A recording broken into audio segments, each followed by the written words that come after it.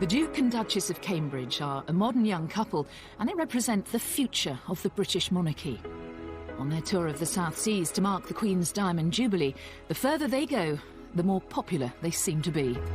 This is the hottest couple in the world now. This is the Brad and Angelina royals. This is the couple everybody wants to call. But halfway through the trip, a French magazine publishes photographs of Kate topless on holiday in France. Her most private moments suddenly made very public. But by the end of the tour, they put aside their feelings of sadness and anger and just get on with the job, flying the flag for Britain in some of the most exotic places on earth.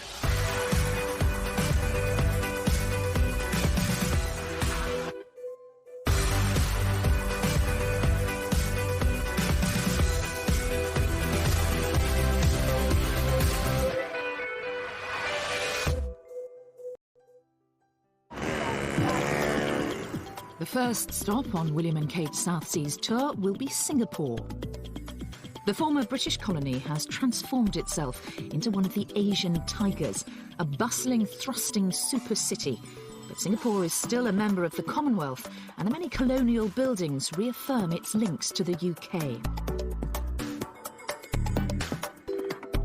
But while many Singaporeans view this history as a shared heritage, what real connection is there between Singapore and Britain and the British monarchy?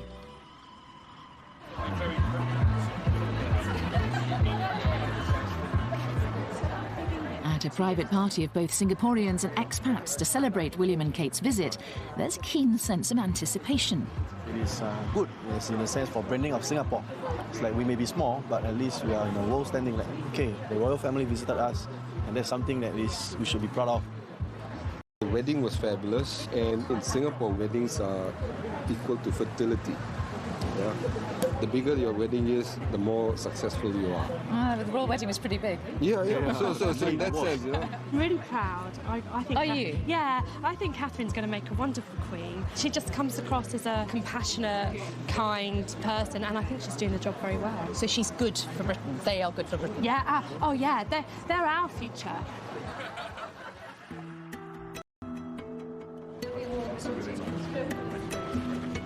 William and Kate arrive in Singapore to face a gruelling schedule. 4 countries spread over thousands of miles of ocean, all in 9 days. They are not only representing the Queen, but under constant scrutiny themselves. But the first event of the tour is a more poignant ceremony to see an orchid named after William's mother, Princess Diana, whose house William is not to know that the press intrusion that dogged his mother is about to start all over again for him and Kate. The media pack are all gathered here at the Botanic Gardens for the couple's first engagement. The royal couple are here for an orchid naming ceremony. The flower was originally named after Princess Diana, but she died 2 weeks before she was due in Singapore to be there at the ceremony. For the occasion, Kate wears a dress created by British designer Jenny Packham. Appropriately enough, it's got an orchid motif. A graceful white orchid named after William's late mother is a private moment for the royal couple, and the crowds have been kept away. They also see an orchid bred specially for them. Everybody is waiting out here In the heat for William and Kate to come back. They came up here about 20 minutes ago. They're in the orchid naming ceremony, and they're due to come back this way. And the police are getting a little bit agitated, trying to keep us all back from the road. Who are you waiting to see? The princess. The princess? They come to Singapore, they're ambassadors of the royal family and of the UK in Singapore, so it's a very special occasion. Hello, what's your name? Prince William. You're Prince William. Of course. And after waiting patiently to see the Duke and Duchess, their glimpse of the young couple is all too brief. Did you wave your flag? Yeah. She was on the other side. Oh, I'm on the way up. You didn't see her? No, not through the windows. You look rather hot, Prince William. Did you not get to see them? The Queen first came to Singapore in 1972, and although her tours were more formal then, she's always been keen to meet people wherever she goes. Back in 1972, this was a brand new housing development, and the Queen and the Duke of Edinburgh came here to visit some of the residents. Well, now, 40 years later, I'm here to meet one of them. Thomas Pung was chosen to meet the Queen during that 1972 tour. Hello. Jessica, Mr. Mary, I'm Thomas. You're welcome. I'm pleased to meet you. Thank you very much indeed. Welcome. Nice Yes, to meet yeah, you. Yeah, that's same. Thank you very much. Hello. This is my daughter Genevieve. Hello, I'm Mary. This Nice is to meet my you. wife Mary. Oh, you're Mary as well. Yeah. There's Mary. So these are the photos of 1972. Correct. I see. This they were on the balcony waving to the crowd, you see? Is this outside your flat? Correct. That's correct. Yeah. This is you? Yes, this is me. This is me. Mr. Pung, were you nervous before you met the Queen? Yes. You can never get this opportunity. And they said to you, don't offer the Queen anything, is that right? Yes. But you did give her a drink. She asked for it, so that's why we give it to her. That's how Mr. Pung has ended up with his very own royal souvenir. So which one is it? Is this one here? This first one is Her Majesty, you see. 1972, 18th of February. She came back in 2006. She came back to see you again? Correct. That's I correct. think she asked to see you, Mr. Pung. What do you think? I hope so. That was 2006. Yes. Before she could drink, I told her, I said, Your Majesty, if you take the first sip from the glass, you bring back a memory 34 years ago, which came to us. The same glass? Correct. That's why she's smiling. And you met her, of course, didn't you, with your dad? Yes. And you remember that very clearly. Yes. But it's interesting, isn't it? Because Singapore is so modern and the monarchy is so traditional in many ways. Well, I would say that England is a bit of the same. The monarchy exists in quite a modern society as well. And I think, the two can coexist. And what do you think about William and Kate? I think that many people are very interested to meet them, especially the Duchess. I think she's a role model to many young women. And lots of people are very excited about their visit. I think they really are. Kate, you're great! That excitement is plain to see at the couple's first walkabout at the Gardens by the Bay in central Singapore. You're looking as well. Locals and expats alike are eager for their first chance to get up close to royalty. But no royal tour is just about pleasing the crowds. Next comes some of the real business of the trip, a visit to open a new engine assembly plant, which Rolls-Royce has just completed in Seletar. Good morning. Morning. Jonathan Asherson is in charge here. This is amazing. This is brand new, This is brand new, yes. It was opened in February by the Prime Minister here, and now we're just starting production. The facility has been built to supply the rapidly growing aerospace industry Far East. The vast majority of the 500 workers here are Singaporeans. Why is this facility in Singapore? Our order book is at about £60 billion, and a large proportion of that, and a growing proportion of that, is from Asia. Our customers have grown here tremendously. It's not about looking less in one place or the other or shifting, it's more about catering for the growth. Today, you've got the Duke and Duchess of Cambridge right. visiting. How significant is it that it is William and Kate? What is the William and Kate brand? What do they bring to the visit? Oh, I'm one of the managers at Rolls-Royce, so I'm not sure I know, actually, but boy, they certainly have the world's attention.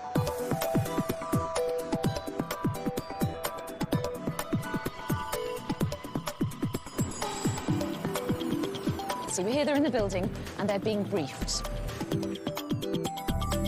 Distinguished guests, important customers and partners, please join me in welcoming their Royal Highness Mr. Seletar. There is a tendency amongst some people to think these tours are just froth and bubble. In fact, they're far from that. The popularity of the royal family firstly engenders goodwill, but secondly draws attention yet again to our country and the business and other opportunities that are available there. Here is cutting-edge aerospace technology developed by one of the United Kingdom's great global companies. I know that Rolls-Royce sets as its standard that it should be trusted to deliver excellence. There can be no doubt that Seletar will deliver exactly that. Thank you. 3, 2, 1.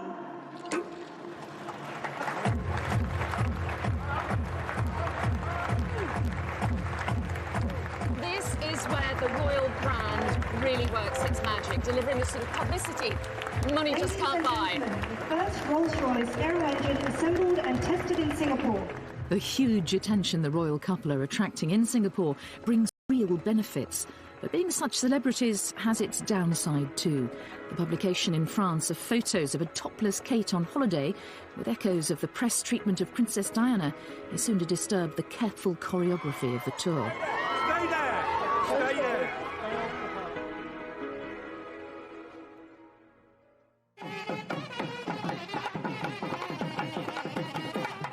William and Kate's tour of the South Seas is providing them with an opportunity to see some of Singapore's cultural variety. The majority of people here are of Chinese origin, but there are also substantial Malay and Tamil minorities. Right, so next on the royal schedule is a cultural event at a housing development. Now, this place is called Queenstown, and it was named after Queen Elizabeth in 1952. It is pretty much a Singaporean residential area, and I think it's quite a good indication of how interested they are in the royal couple, and the turnout is pretty good.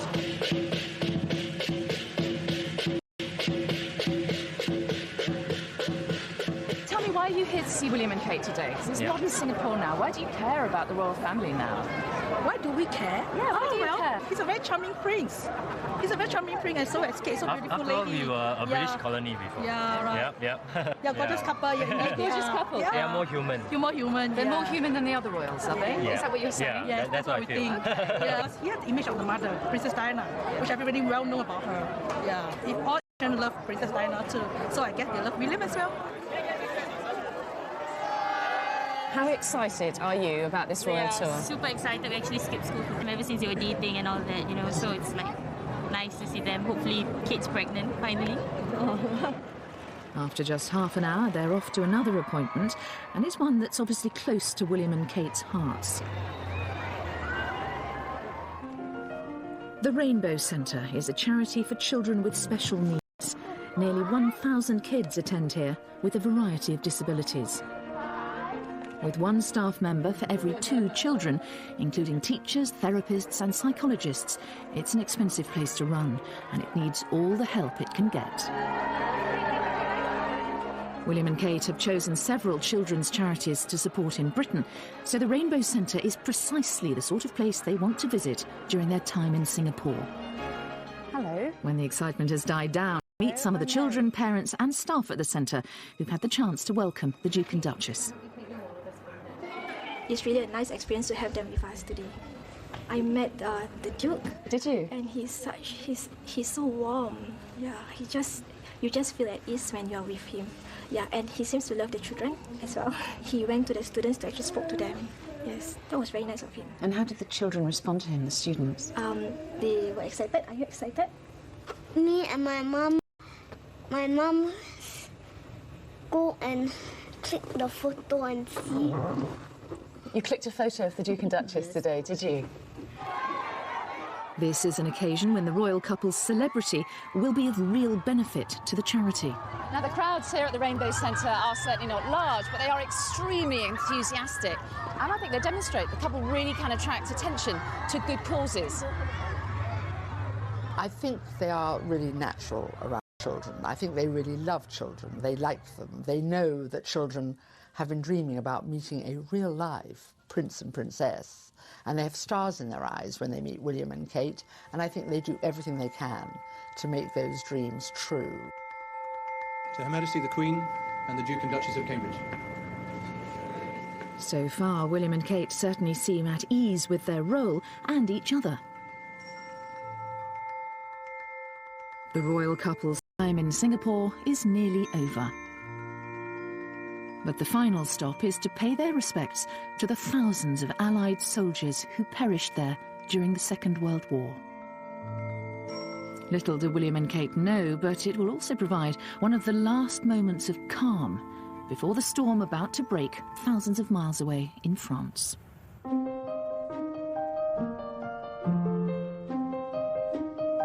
2 hours later, William and Kate land in Malaysia, and they're back in the spotlight. The Queen and the modern royal family have grown up with the Commonwealth. It's immensely valuable to Great Britain. So far, the tour's all been going according to plan, but not for long.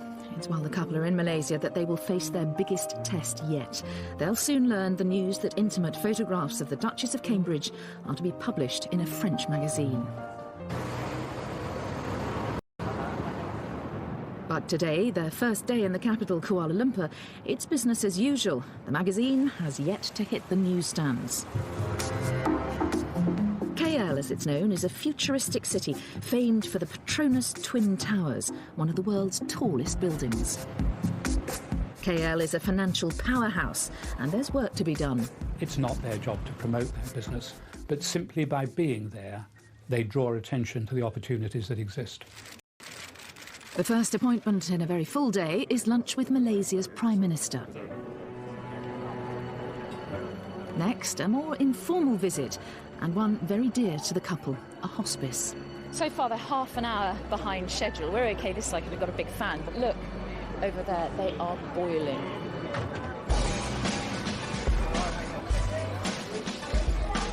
But for staff and patients at the hospice, it's all worth the wait. From its simple beginnings with one nurse and 2 volunteer doctors, the charity has grown to be the largest hospice in Malaysia, with 16,000 patient referrals last year. One of them is Mrs. Choi, who has lung cancer. When I was alone at home, I was thinking, oh, cancer. Then, no, you come to this centre, you find out that there are people worse off than you. You're not the only one. There are people worse off than you. Look at that. This visit creates, hopefully, a huge amount of awareness. I hope that people will be asking, why are they doing a visit to hospice? What is it? I hope that conversations will start to take place. With their up-close and personal style, the couple are putting their stamp on this tour. Kate's tenderness is reminiscent of Princess Diana, and from the reaction, it's clear that she has connected with the patients and touched the hearts of those she's meeting. She was very kind to me. She was very beautiful. 15-year-old Zakwan Anur may have only a short time to live. He's postponed a blood transfusion just so he can meet the Duchess. I think that's one chance in a lifetime. She's very kind, and I see that she likes children. Zakwan turned 15 just 2 days ago. His mother says that meeting the Duchess has given him such a boost. It's as if his leukemia... Sign anything. And she said he was brave and he was handsome and his face lit up. Magical moment. High position people, they are very busy, but she spent time. I'm very, very, very, very happy. I can't believe I met her. Kate chooses which charities to support with great care. And back in the UK, one of those is a children's hospice. She specifically asked to visit Hospice Malaysia while she's in Kuala Lumpur. It's here that Kate gives only her second speech since becoming Duchess of Cambridge, and her first one abroad. This is a very special place, and so much is already being achieved. It has been wonderful meeting the patients, families, and all the staff here. You have given us the most wonderful welcome. If she's feeling nervous, Kate certainly doesn't show it. Thank you again for inviting us here, and all the very best to this exciting new initiative. Thank you. You know, she's good at her job. I would never criticise this girl. I mean, she's come into it as, you know, and it's a tough job being a member of the royal family, but, you know, the best part she's brilliant at, and that is with children and people who are not very well. She just seems to give her whole self to them. This girl is really falling into the job, but, you know, the attention she gets, you know, it's incredible. The couple are used to being in the media spotlight, and tonight, as guests of honour of King of Malaysia, they don't disappoint. The royal family have had many, many, many years to get used to it. And here is Catherine, who, you know, 2 years ago was still, as it were, a commoner, one of us, handling it as if she'd been doing it all her life. Tonight, it's Kate in her Alexander McQueen dress embroidered with Malaysia's national flower, the hibiscus, that makes the front pages. Tomorrow, it's what she's not wearing that will grab the headlines.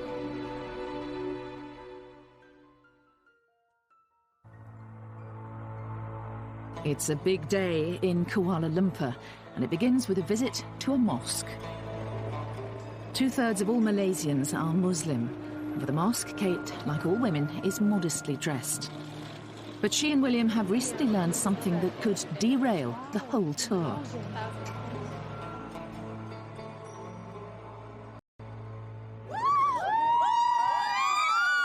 Unknown to the thousands at the Royal Walkabout in Central Park, back home news is breaking that a French magazine is about to publish photos of Kate topless on holiday in France.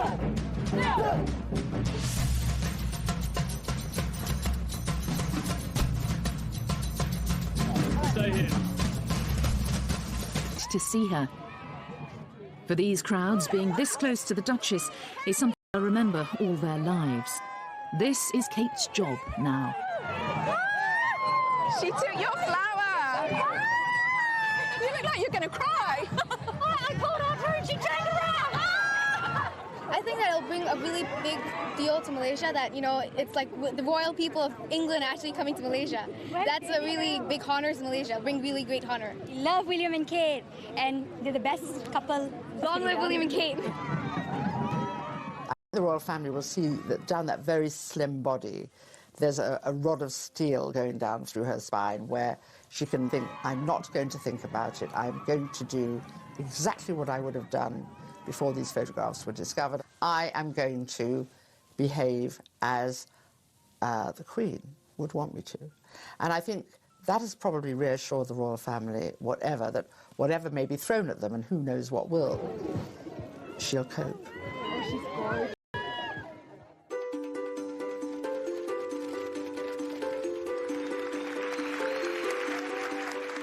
For William, selling Britain abroad is what he is here to do. Malaysia is an important emerging global market. My grandmother told me that Malaysia would provide us with some wonderful experiences and unforgettable memories. And so indeed it has proved. The Star is Malaysia's largest circulation tabloid. At today's editorial meeting, there's plenty to discuss. Look at the expression, the face. But here, it's the tour itself that makes the front page. There is a lot of interest in the royal, especially the British royal family in this country. Some aspects, yes, but because it's such an important visit by such popular royals, that's why we put it on the front page. Today we've got emerging the story about the topless photos. What would be your attitude as a media outlet to those, do you think? We will run the topless stories because it is news, but we'll focus on what they've done here. We are very protective of our own royalty here, and there's some cultural, even religious sensitivity. In newsrooms back in London, things couldn't be more different. And for the royal family, the parallels with what happened to Diana are all too clear. There is fury at the palace, statements saying they are genuinely angry at the invasion of privacy, but throughout it all, the Duchess has to remain at all times composed. A Jubilee tea party for local celebrities is a welcome distraction, and the only photographers here are here by invitation. She was telling me that this is her first trip so far in the East. I think she hasn't been in this part of the world before. They are such a lovely couple. You set a great example. But, you know, I'm always against anyone that invades privacy. And why do you want to embarrass it? Of the photographs, the Duke and Duchess have been spared the excesses of the paparazzi. The fear is that this will encourage more invasions of their privacy. William and Kate can only hope that they can put the incident behind them. They're heading for Sabah in Malaysian Borneo. After the hustle and bustle of two modern cities, and above all the storm over the photographs, the peace and tranquility of the Borneo rainforest must come as a welcome relief. Economies may be thriving in the Far East, but at a cost. Rainforests in Malaysia's Sabah district are being cut down, threatening an entire ecosystem. Looking much more relaxed and cheerful than the previous day, William and Kate arrive at Danam Valley, a conservation area covering nearly 200 square miles. The couple both have a long-standing interest in this kind of project, and research here into the impact of deforestation is funded by the Royal Society, of which the Duke is a fellow.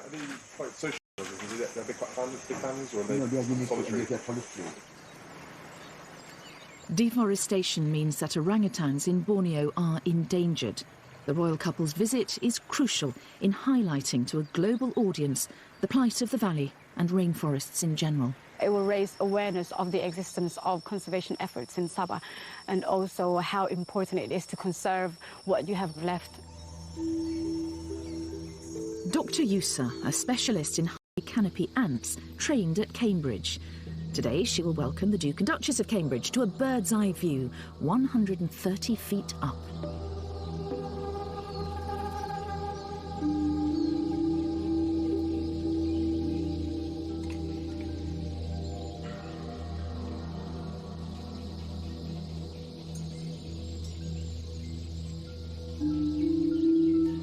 Both William's father and grandfather are vocal advocates of conservation.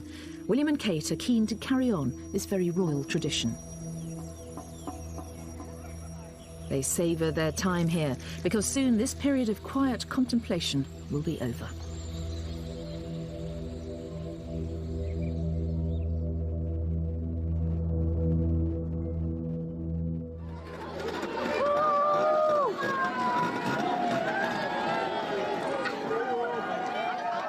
The royal couple have a packed schedule in the Solomons, 4 islands in 2 days. The welcome in the capital Honiara is unlike anything so far. The Solomon Islands may be remote, but it's a member of the Commonwealth, and Queen Elizabeth is queen here. Away from home. But that doesn't affect the relevance of the British royal family to the people here, and certainly not the warmth of the welcome for William and Kate. Welcoming the people maybe, but the media still know where the story lies. Palace officials know they can't stop the publication of these pictures overseas. The only question now is whether or not the floodgates will open. So as the couple are walking into this cathedral, the scrutiny on them is enormous. Exactly what is the nature of their expressions? Exactly how upset or angry do they look? Congregation to stand.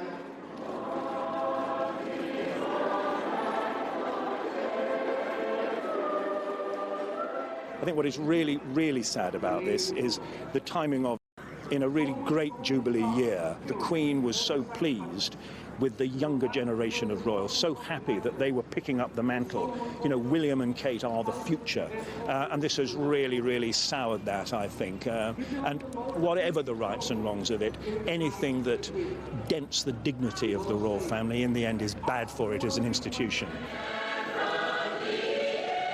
Yet none of this seems to matter to the thousands spilling out of St Barnabas Cathedral.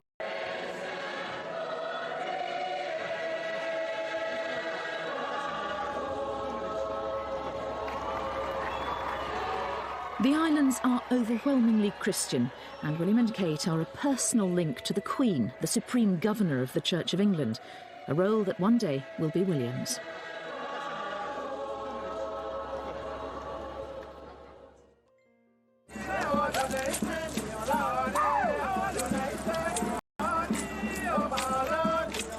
On day 2 of the Solomon Islands visit, the couple are due to experience some island culture.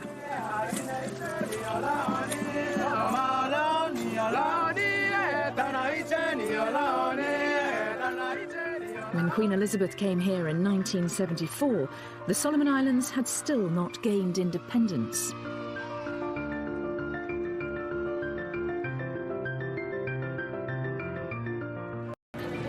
Do you remember when the Queen Elizabeth came here? Yeah, I was a student, and I actually shook her hand.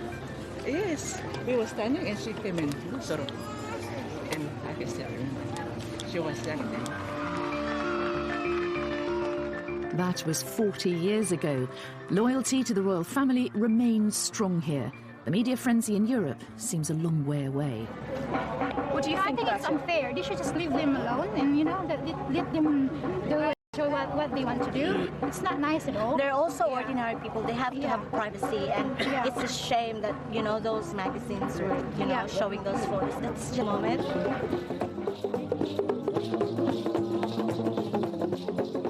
William and Kate may be smiling, but in France their lawyers are going to court.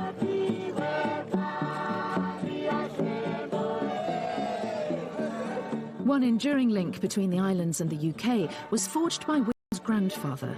200 young people here are involved in the Duke of Edinburgh's International Awards Scheme, and Prince William gives out gold awards to participants in person. The visit of not only a prince, but the president of the Football Association is roundly applauded. Okay, squeeze round, face that way. Oh, face this way. And here's one photograph he doesn't mind being taken. The Duchess has been meeting a group of Solomon Island women. They present her with an exact replica of the cake given to the Queen in 1974.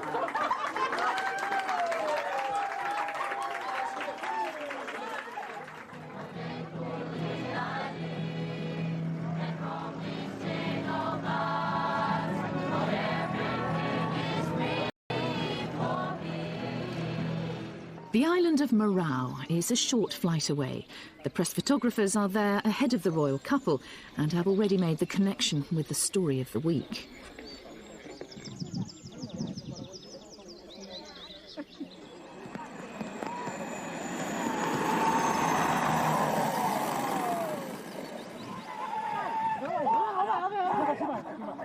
The body language of the reception party is harder to read, but it's not as hostile as it seems. It's just the traditional welcome for newcomers.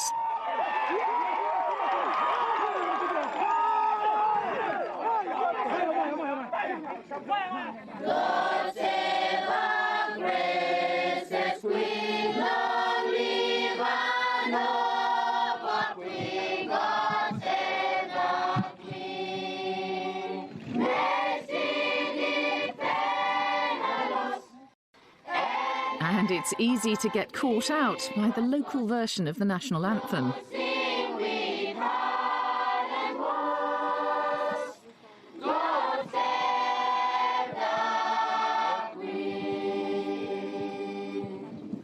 Given the rolling story of the last few days, the irony of this presentation cannot have been lost on the young couple.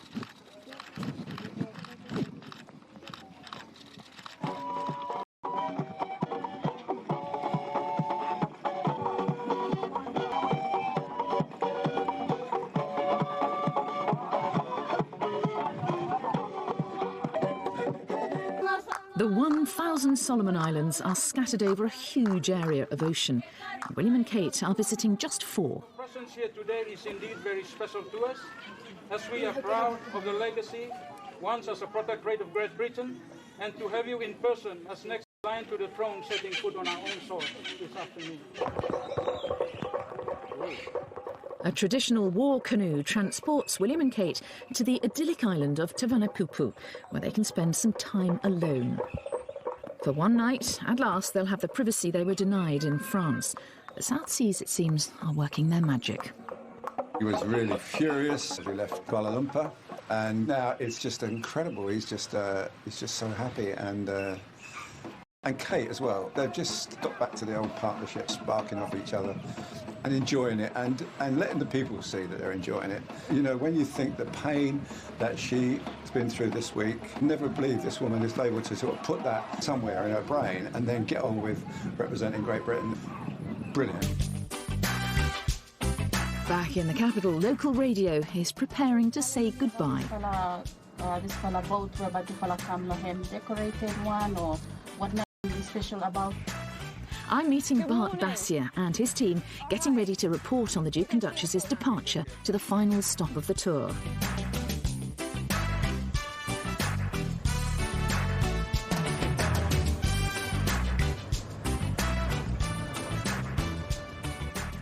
We're up against it time-wise. Have you missed them, Bart? No. No? There's no television station on the island, so it's down to the national radio broadcaster to report this big story on their mobile phones. So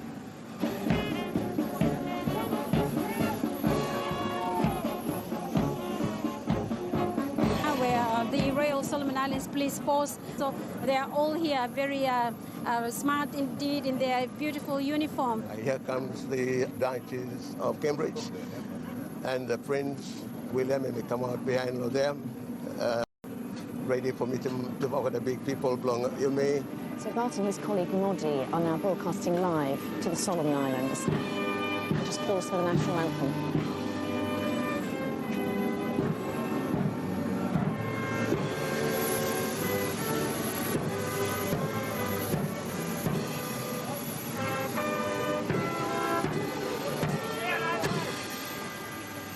One of the overseas reporters is also here with us. Mary Nightingale, and I'm from ITV in Great Britain, and we're here to follow the tour of the Duke and Duchess as they visit the Solomon Islands. And we started in Singapore, we came to Malaysia, and then we arrived in the Solomon Islands, and it's wonderful to be here. At this point in time, and before they go up the plane, two fellows just stand up and pose for some pictures. Look at all the people up there. The turnout here is amazing. William and Kate are on their way to one of the smallest and most remote nations in the world.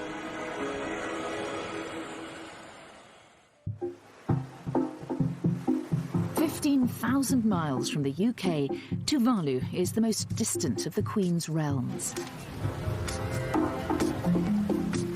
Even a sudden tropical downpour can't delay the enthusiastic preparations for the most important visit of the century. Today is the day the people of this tiny Pacific island have been looking forward to for months.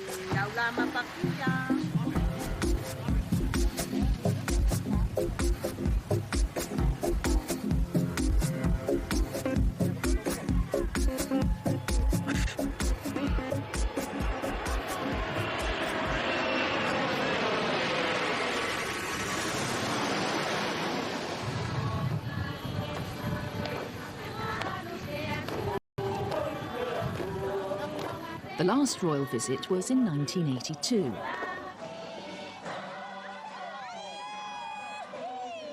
We were like young girls when she came in 82.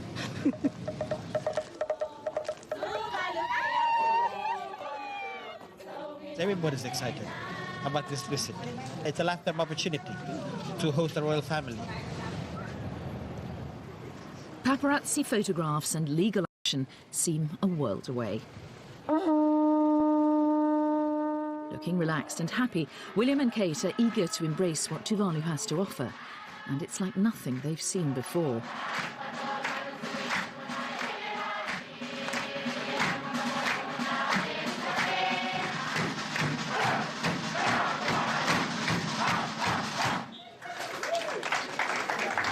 We show a sign of respect to the royal family.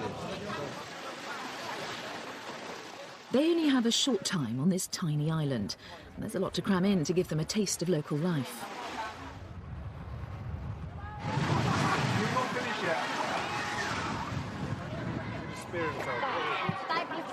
Be careful with that.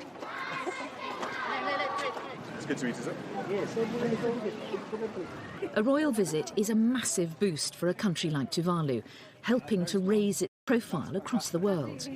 The importance of the visits is strengthening our ties, historical ties that we already enjoyed over the past years. It brings our people together. However remote these islands are, they're not immune from global environmental threats. Rising sea levels pose a real danger to their survival. Experts warn they could simply disappear beneath the waves. A lot of Tuvaluans are scared, and some of them have moved on, and knowing that there is no future for their children or their grandchildren here. Iafata Pianiu is a captain in the Tuvalu Navy. He's known the sea all his life. We can see a lot of changes in the weather. Normally we don't have strong wind. We are experiencing that now. Preserving the islands for the next generation is a priority. But today, all that next generation wants is to meet a real-life prince and princess.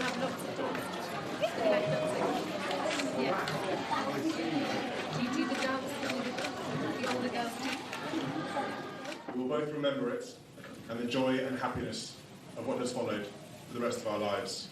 It remains for me... It's the final speech of this long tour, and William chooses to speak a few words of the local language. Whakawhiti Lasi. Thank you.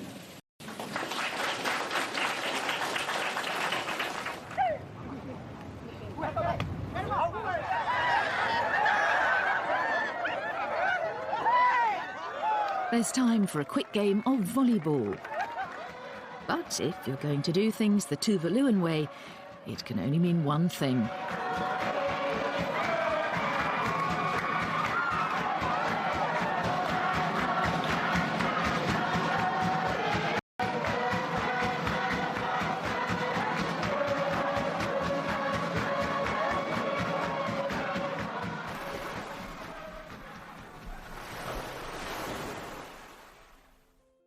The couple learn their lawyers have been successful in preventing further publication of the photographs in France. A small victory, but it may not be enough to prevent the ongoing erosion of their privacy. This has undoubtedly been a challenging tour for the Duke and Duchess of Cambridge. 25,000 miles in 9 days to the furthest reaches of the Commonwealth. And yet, even in this paradise, half a world away from home, it's been impossible for them to forget the sometimes ugly realities of modern media. But despite what the palace describe as their fury and sadness at the invasion of their privacy, they fulfilled everything that people dreamed about when they went there. They joined in, they smiled a lot, they laughed a lot, and they handled themselves with true composure. The Duchess of Cambridge's role is growing within the Tours, and I think we will see it grow continually in the future. If the purpose of this tour was to introduce the next generation of the royal family to more parts of the Queen's Commonwealth, it has also served to remind the young couple that their celebrity is not without its pitfalls.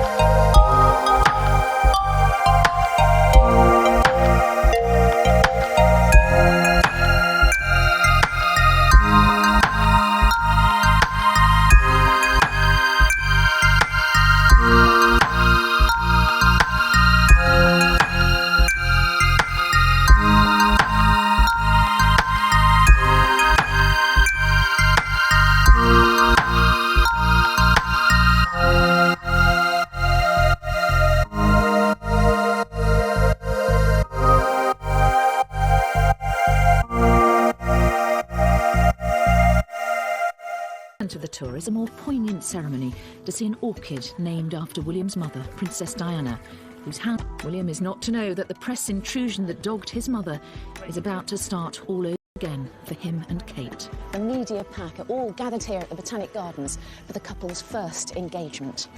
The royal couple are here for an orchid naming ceremony. The flower was originally named after Princess Diana, but she died 2 weeks before she was due in Singapore to be there at the ceremony. For the occasion, Kate wears a dress created by British designer Jenny Packham. Appropriately enough, it's got an orchid motif. The graceful white orchid, named after William's late mother, is a private moment for the royal couple, and the crowds have been kept away. They also see an orchid bred specially for them. Everybody is waiting out here in the heat for William and Kate to come back. They came up here about 20 minutes ago. They're in the orchid naming ceremony, and they're due to come back this way. And the police are getting a little bit agitated, trying to keep us all back from the road. Who are you waiting to see? The princess. The princess? They come to Singapore. They're ambassadors of the royal family and of the UK in Singapore, so it's a very special occasion. Hello, what's your name? Prince William. You're Prince William, of course. And after waiting patiently to see the Duke and Duchess, their glimpse of the young couple is all too brief. Did you wave your flag? Yeah. She was on the other side. Oh, I'm on the way up. You didn't see her? No, not through the window. You look upset because Prince Prince William. Did you not get to see them? Oh.